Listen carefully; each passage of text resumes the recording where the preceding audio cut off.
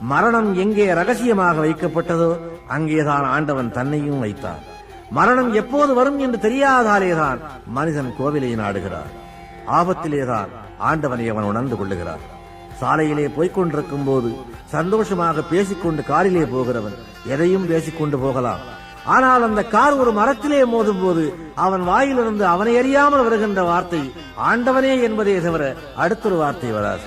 பெற்றவள் ஞாபகம் அல்லது பெற்றவன் ஞாபகம் கூட வராது. ஆண்டவன் ஆபத்திலேதான் தோற்றமளிக்கின்றான். ஜனனத்திற்கும் மரணத்திற்கும் இடையிலே அவன்தான் அந்த பாதையை உருவாக்கி காட்டுகின்றான். இன்ன தேதியில் இன்ன காரியம் நடக்க வேண்டும் என்று விரும்புகிற எவரும் அந்த காரியத்தை அடைந்து கொண்டே போனால் ஆண்டவன் ஒருவன் இல்லை என்பது உறுதியாகிவிடும்.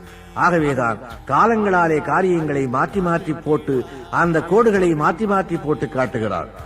அவனுடைய விதிப்படிதான் நம்முடைய பயணம் நடந்து கொண்டிருக்கின்றது.